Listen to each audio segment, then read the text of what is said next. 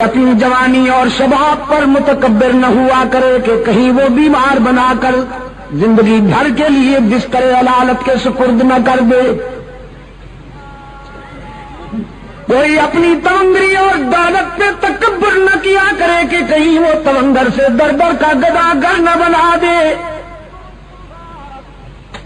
قرآن کہتا ہے مالک الملک تؤتی الملک من تشاء وتنزع الملك ممن تشاء وتعز من تشاء وتذل من تشاء بيدك الخير إنك على كل شيء قدير۔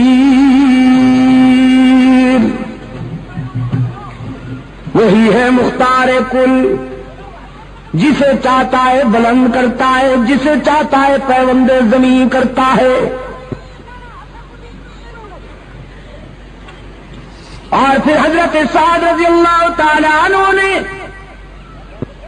فوجی ترنگ اور فوجی مستی میں یہ سلوگن بلند کیا، یوم یوم الملحمہ، ہمیں ستانے والوں تیار ہو جاؤ، آج ستائے جاؤ گے۔ کل تمہارے ہاتھ میں تلوار تھی، ہماری گردنیں ہوا کرتی تھیں، آج محمد کے رضاکار آ گئے ہیں 10,000۔ آج ہماری تلوار ہوگی اور تمہاری گردنیں ہوں گی۔ ہوا کی لہروں نے حضرت سعد رضی اللہ تعالیٰ عنہ کا یہ جذباتی ماٹو بارگاہ رحمت تک پہنچایا۔ رسول اکرم صلی اللہ علیہ وسلم نے حضرت سعد کو اپنے پاس بلایا، فرمایا سعد تم کیا کہہ رہے ہو؟ عرض کیا اللہ کے رسول، میں اسلام کے دشمنوں کی حوصلہ شکنی کرتے ہوئے یہ کہہ رہا ہوں الیوم یوم الملحمہ، آج تصادم کا دن ہے، آج ٹکر کا دن ہے، آج انتقام اور بدلے کا دن ہے۔ رحمت للعالمین صلی اللہ علیہ وسلم کی آنکھوں میں رحمت کے موتی تیر آئے۔ حبیب کبریا صلی اللہ علیہ وسلم نے فرمایا سعد تم انتقام کا نعرہ بلند کرتے ہو، میری رحمت کو تکلیف ہوتی ہے، نعرہ تکبیر، میرے ضمیر پہ چوٹ لگتی ہے، تمہیں یہ نعرہ بلند کرنے کی اجازت نہیں۔ حضور نے تعذیباً وہ پرچم لے کر ایک اور رضاکار کے حوالے کر دیا۔ صحابہ کرام نے عرض کیا اللہ کے رسول، ہمیں تو ان سنگ دلوں کا وہ ماضی یاد ہے کہ جب انہوں نے بلال کو گرم ریت پر لٹا دیا، جب ان آدم خوروں نے سمیہ کو مکہ کے چوراہے پہ 2 لخت کر دیا، ہمیں تو ان آدم خوروں کی وہ زیادتیاں یاد ہیں۔ رحمت عالم صلی اللہ علیہ وسلم نے فرمایا مجھے بھی یاد ہے، میں اچھی طرح جانتا ہوں، یہ شہر مجھے جانتا ہے، میں اس کے در و دیوار سے مانوس ہوں، یہ وہی گلیاں ہیں جن میں میرے لیے کانٹے بچھائے جاتے تھے، یہ وہی شہر ہے جس کے نوجوان میری ہوٹنگ کے لیے جلوس نکالا کرتے تھے، یہ وہی باشندے ہیں جو میں مجھ پہ سنگ باری کر کے مجھے لہولہان کر دیا کرتے تھے، یہ وہی مکان ہیں جن کی چھتوں پر عورتیں کوڑا کرکٹ لے کے میری انتظار کیا کرتی تھی۔ لیکن تم جانتے نہیں کہ میں یہ سارے ظلم سہنے کا عادی ہوں، یہ ستانے کے عادی ہیں، ہم معاف کرنے کے عادی ہیں، ان کے دامن پتھروں سے بھرے ہوئے ہیں، ہمارا ظرف عفو و درگزر سے معمور۔ شاید تمہیں وہ یاد نہیں کہ یہ ساری چوٹیں سہ کر میں بیت اللہ میں پہنچتا، جبکہ میرے جسم سے خون بہ رہا ہوتا، جبکہ میرے پاؤں میں کانٹے چبھے ہوئے ہوتے، جبکہ میرے جذبات ان کے سنگین ناروں سے زخمی ہوتے، میں بیت اللہ میں جا کے کیا کہا کرتا تو تمہیں کچھ یاد ہے کہ نہیں؟ بیت اللہ میں جا کے عبداللہ کا یتیم اللہ کے حضور عرض کرتا میرے معبود اپنے محبوب کو زخمی دیکھ کر کہیں تیرا غضب جوش میں نہ آ جائے، تو نے دیکھا کہ ستایا گیا ہوں، تو نے دیکھا کہ سنگ باری کی گئی ہے مجھ پر، تو نے دیکھا کہ میرے جسم سے لہو ٹپک رہا ہے، تو نے دیکھا کہ مجھ پہ کوڑا پھینکا جا رہا ہے، تو نے دیکھا کہ میری کردار کشی کی مہم چلائی جا رہی ہے، سوشل بائیکاٹ کیا جا رہا ہے، لیکن میرے معبود میں تیرے در پہ اس لیے نہیں آیا کہ اپنے ستانے والوں کی ہلاکت و بربادی کی دعا کروں، میں تو تیرے در پہ اس لیے آیا ہوں کہ زندگی کے کسی مرحلے پر اگر ان کے مظالم اور ان کے ستم ہائے مسلسل کی وجہ سے یہ تجھ سے دعا کروں کہ خداوندہ انہیں تباہ کر دے، انہیں ہلاک کر دے، تو تجھے اس گھر کی عظمت اور میری محبت کا واسطہ کہ میری وہ ہلاکت والی دعا کبھی قبول نہ کرنا، اگر میں کہوں بھی تو انہیں ہلاک نہ کرنا۔ کوہاٹ کے دوستو، عزیز نوجوانوں، جنگ میں بڑے بڑے لوگوں کا اشتعال قابو میں نہیں آتا، بڑے بڑے لوگ اپنی عظمت فراموش کر بیٹھتے ہیں، لیکن رحمت عالم صلی اللہ علیہ وسلم کے اعتدال و توازن کا اندازہ کیجیے کہ میدان جنگ میں ایک کافر کی تلوار حضور پہ اٹھی، اللہ نے اپنے معبود کی حفاظت فرمائی، اس کا وار خطا گیا، اب رحمت عالم کی تلوار اٹھی، وہ کافر شمشیر رسالت کی زد میں تھا، اگلے لمحے وہ تلوار کافر کا سر قلم کر سکتی تھی، لیکن رحمت عالم صلی اللہ علیہ وسلم نے اپنی اٹھی ہوئی تلوار کو روک لیا، اپنے پیچھے کھڑے ہوئے اپنی مراد و مدعا فاروق اعظم کو اپنی تلوار دیتے ہوئے فرمایا، عمر تم اس سے نمٹو۔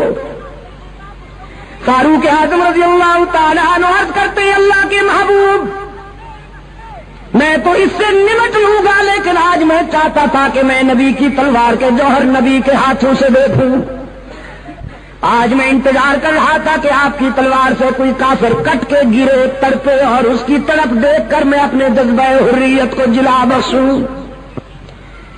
رحمت عالم صلی اللہ علیہ وسلم اشکبار ہو گئے، فرمایا عمر تم جانتے نہیں کہ نبی کا قاتل اور نبی کا مقتول دنیا میں سب سے بڑا بدنصیب ہوتا ہے، جو کسی نبی کو شہید کرے وہ بھی دائمی جہنمی، جو کسی پیغمبر کے ہاتھوں سے مارا جائے وہ بھی دائمی جہنمی۔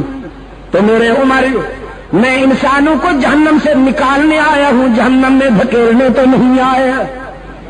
میں چاہتا ہوں کہ نہ کوئی ایسا بدنصیب ہو کہ اس کے ہاتھوں سے میں مارا جاؤں، نہ کوئی ایسا بدنصیب ہو کہ وہ میرے ہاتھوں سے مارا جائے۔ ارباب علم و دانش، حد نہیں ہو گئی، حد نہیں ہو گئی شفقت اور رحمت کی کہ پوری 23 سالہ عسکری زندگی میں کوئی ایک انسان بھی براہ راست رسول اللہ کی تلوار سے نہیں مارا گیا، کوئی ایک بھی انسان۔ میرے آقا نے اپنے رضاکاروں سے فرمایا یہ نعرہ بلند کرنے کی اجازت نہیں، آج میں ان کے لیے وہی جذبات لایا ہوں جو میرے بھائی کے حضرت یوسف کے جذبات کے کنویں میں ڈالنے والے مہربانوں کے لیے، آج میں بھی ان کے لیے وہی کہتا ہوں جو میرے بھائی یوسف نے کہا، لا تثریب علیکم اليوم، آج تمہیں تمہارے ماضی پر شرمندہ بھی نہیں کیا جائے گا، تو تم بھی جاؤ مکہ کی گلیوں میں جا کے، مکہ کے ہر دروازے پہ جا کے میرا پیغام پہنچاؤ، اليوم یوم المرحمہ، آج بدلے اور انتقام کا دن نہیں، آج عبداللہ کا یتیم تمہیں معاف کرنے کے لیے آیا ہے، آج آمنہ کا لال تمہیں دامن رحمت میں چھپانے کے لیے آیا ہے، ڈرتے کیوں ہو؟ تم نے اپنے دروازے بند کر لیے ہیں، شہر چھوڑ رہے ہو، تمہارے جسم پر لرزہ طاری ہے، ذرا باہر آ کے دیکھو، آج مکے میں فاتح بن کے آنے والا کوئی مادہ پرست شہنشاہ نہیں، آج فاتح بن کے آنے والا محبوب کبریا ہے۔ وہ انتقام کے جذبات نہیں لایا، عفو درگزر کے جذبات لایا ہے۔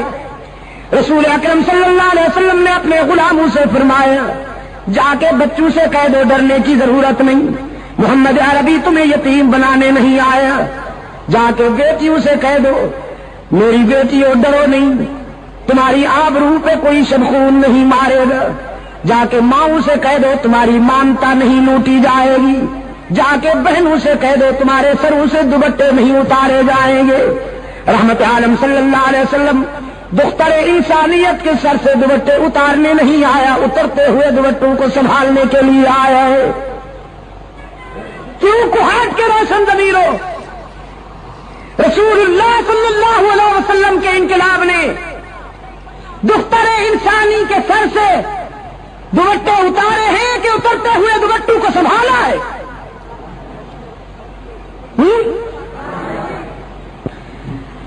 اور دور حاضر کا مستشرق، جدید مفکر، ارے کاش کہ اسے اتنا پانی ملتا کہ وہ ڈوب کے مر جاتا۔ جب وہ اسلام پر اعتراض کرتے ہوئے یہ کہتا ہے کہ اسلام نے تو میدان جہاد میں، میدان جنگ میں انسانوں کا خون بہایا، عورتوں کی بے حرمتی کی، لیکن وہ خود دیکھے کہ انہوں نے عورت کو کیا مقام دیا ہوا ہے۔ مغربی سوسائٹی کی عورت کھلونا بن کے رہ گئی ہے، اس کو عورت کہتے ہوئے بھی حیا آتی ہے، لیکن رحمت للعالمین صلی اللہ علیہ وسلم کے انقلاب نے عورت کو یہ مقام عطا فرمایا۔ حضور نے فرمایا عورت بیٹی ہوتی ہے، بہن ہوتی ہے، بیوی ہوتی ہے اور ماں ہوتی ہے، ڈانسر نہیں ہوتی۔ اور جب ڈانسر بن جاتی ہے تو وہ عورت نہیں رہتی، پھر غلاظت کا مجسمہ ہو جاتی ہے، پھر وہ بدبو کا ٹینک ہوتی ہے، دنیا کی بدترین شے بن جاتی ہے۔ یہ چار مقدس رشتے ہیں عورت کی فطرت میں، بیٹی، بہن، بیوی اور ماں۔ رحمت عالم صلی اللہ علیہ وسلم نے فرمایا عورت جب بیٹی ہوتی ہے تو اس کے سر پہ عفت کی چادر ہوتی ہے، عورت جب بہن ہوتی ہے تو اس کے سر پہ عصمت کا دوپٹہ ہوتا ہے، جب یہ بیوی ہوتی ہے تو اس کے جذبات میں وفا کی بلندیاں ہوتی ہیں، جب یہ ماں بنتی ہے تو اس کے قدموں میں جنت ملتی ہے۔ مشرق و مغرب کے مفکرین کی تعلیمات میں آپ کو اس مظلوم جنس کے لیے یہ احسان کہیں نہیں ملے گا، یہ معیار کہیں نہیں ملے گا۔ میرے عزیز دوستوں، انقلاب رحمت، رسول اللہ کے انقلاب رحمت نے دوپٹے سنبھالے ہیں۔ ایک مشرق کی بیٹی، خود بھی مشرقہ بنت مشرق، بارگاہ رسالت میں جنگی قیدی بن کے آتی ہے، حاتم طائی کی بیٹی تھی، اپنے دور کا بہت بڑا سخی گزرا ہے حاتم طائی۔ ایک مرتبہ شہید کربلا حضرت حسین رضی اللہ تعالی عنہ نے فرزند حاتم سے کہا جب وہ مسلمان ہو چکا تھا کہ میں نے سنا ہے تیرا باپ بہت سخی تھا۔ حاتم کا بیٹا کہنے لگا حسین واقعی سخی تھا، میرا احترام کر، میں بڑے سخی باپ کا بیٹا ہوں۔ حضرت حسین مسکرائے اور فرمانے لگے میرا بھی احترام کر، میں بڑے سخی نانے کا نواسا ہوں۔ حاتم کا بیٹا کہنے لگا حسین میرا باپ اتنا سخی تھا کہ اس کے گھر کے 10 دروازے تھے اور مانگنے والے کو ہر دروازے سے کچھ نہ کچھ مل جایا کرتا تھا۔ حضرت حسین رضی اللہ تعالیٰ عنہ فاتحانہ انداز میں مسکرائے اور فرمانے لگے تیرے باپ کے گھر میں دروازے تو 10 تھے، لیکن تھے اتنے کمزور کہ سوالی کو ایک دروازے کے بعد دوسرے دروازے کی ضرورت پڑتی تھی، پھر تیسرے پہ جانا پڑتا تھا، پھر چوتھے، پانچویں، چھٹے، ساتویں، آٹھویں، 9ویں اور 10ویں دروازے کی ضرورت پڑتی تھی۔ میرے نانے کے در پہ جو سوالی جاتا، میرے نانا تو اس کو ایک در پہ پہنچا دیتے، اور وہ دروازہ اتنا مکمل بھرپور تھا کہ جس سوالی کو وہ در مل جاتا تھا پھر زندگی بھر کے لیے کسی دوسرے دروازے کی حاجت ہی نہیں رہا کرتی تھی۔ وہ در بڑا مکمل ہے، اور وہ انسان بڑا خوش نصیب ہے جسے وہ در میسر آ جائے. اقبال اسی لیے کہتا ہے کہ وہی سجدہ ہے لائق اہتمام کہ ہے جس سے ہر سجدہ تجھ پر حرام. تو میں عرض کر رہا تھا کہ وہ بنت حاتم رسول اللہ صلی اللہ علیہ وسلم کی خدمت میں حاضر ہوتی ہے. اس کے سر پہ چادر نہیں. رسول اللہ صلی اللہ علیہ وسلم نے اپنی چادر ایک رضاکار کو دیتے ہوئے فرمایا کہ جاؤ اس بچی کے سر پہ چادر ڈال دو. رضاکاروں نے عرض کی اللہ کے رسول مشرکہ ہے. اس کا باپ سخی تو تھا لیکن مشرک تھا, دشمن کی بیٹی ہے, تو ہم آپ کی مقدس چادر ایک کافرہ عورت اور دشمن کی بیٹی کے سر پہ ڈالیں. رحمت عالم نے فرمایا بیٹی بیٹی ہوتی ہے, دوست کی ہو یا دشمن کی. میرے ہاں معیار یہ نہیں ہے کہ دشمن کی بیٹی ہو تو اس کی رسوائی برداشت کی جائے, اپنے کی بیٹی ہو تو اس کی عزت افزائی کی جائے.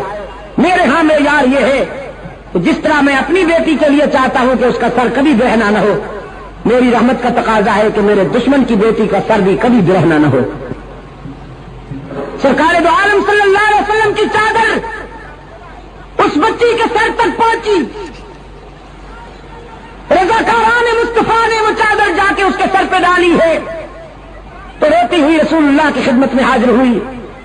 اللہ کے رسول صلی اللہ علیہ وسلم نے فرمایا بیٹی میں نے سنا ہے کہ تیرا باپ بڑا سخی تھا, تو آج میں تیرے باپ کی نیک نامی کی وجہ سے تجھے آزاد کرتا ہوں.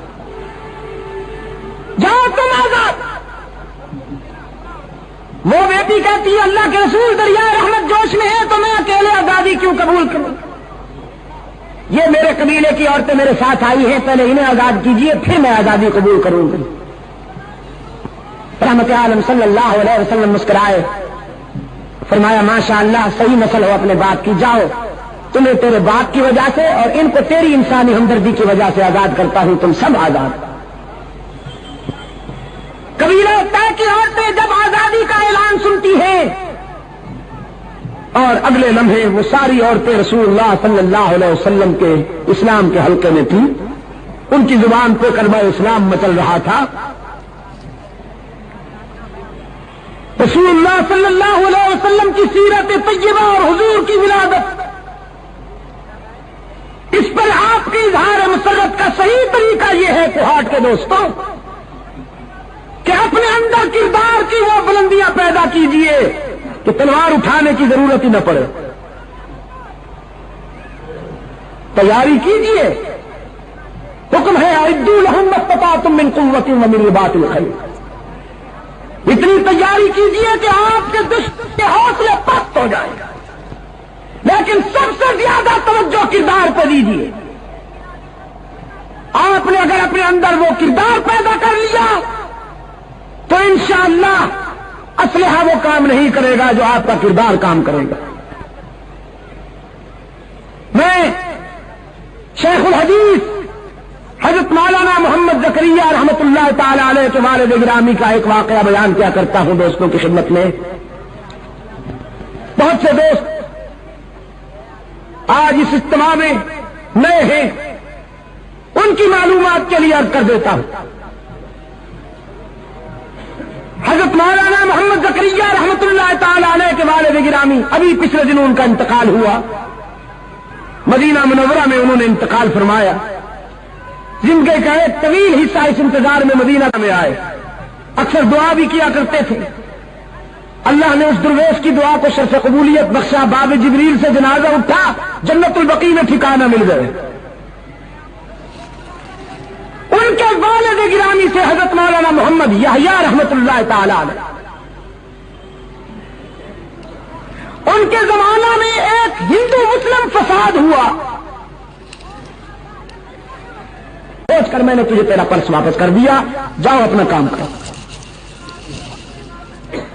نسبت بڑی بات ہوتی ہے عزیز دوستو.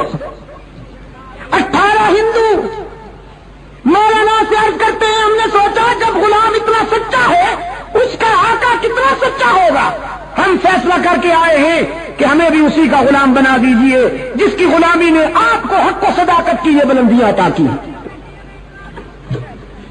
مولانا کے ہاتھ پر انہوں نے کلمہ پڑھا، اسلام قبول کیا۔ کہنے لگے مولانا عدالت کا وقت ابھی ختم نہیں ہوا، چلیے ذرا۔ اب کیونکہ ہم مسلمان ہو گئے ہیں، فرض ملکیت ہمارے پاس ہے، مثل عدالت میں موجود ہے، ہم بیان دیتے ہیں کہ زمین مسجد کو ملنی چاہیے۔ عدالت میں آ کے انہوں نے بیان دیا کہ اب چونکہ ہم مسلمان ہو چکے ہیں، اس زمین کے اصل مالک ہم ہیں، تو آپ یہ زمین مسجد کے نام الاٹ کر دیجیے۔ اس نے مصر کو معائنہ کیا تو دیکھا کہ واقعی یہی لوگ اصل مالک تھے زمین کے، زمین مسجد کے نام الاٹ ہو گئی۔ مولانا محمد یحییٰ رحمۃ اللہ علیہ سنجیدگی کے ساتھ باہر آئے اور اپنے جذباتی سر پھرے دوستوں سے فرمانے لگے یحییٰ نے جھوٹ نہیں بولا تو یحییٰ کے خدا نے یحییٰ کا دین بھی بچا لیا، زمین بھی عطا کر دی۔ میرا پیغام آپ کے لیے آج یہی ہے کہ آپ حضور اکرم کی ولادت کا جشن یا خوشی اس طرح منائیے کہ رسول اللہ کے زیادہ حیات کو اپنا کر رحمت عالم کا کردار کو اپنی زندگی میں جگہ دیجیے، پھر دیکھیے اثرات کیا ہوتے۔ آج اسرائیل کا یہودی، روس کا دہریہ، مغرب کا آدم خور، گوری چمڑی والا سیاہ دل بھیڑیا یہ سمجھتا ہے کہ مسلمان فقط نام کے رہ گئے ہیں، اب ان کو مٹانا کوئی بڑی بات نہیں۔ یہ نعرے تو خوب لگاتے ہیں، جھنڈیاں بھی خوب لہراتے ہیں، چراغاں بھی خوب کرتے ہیں، لیکن عملی زندگی کے کسی گوشے پر رسول اللہ کی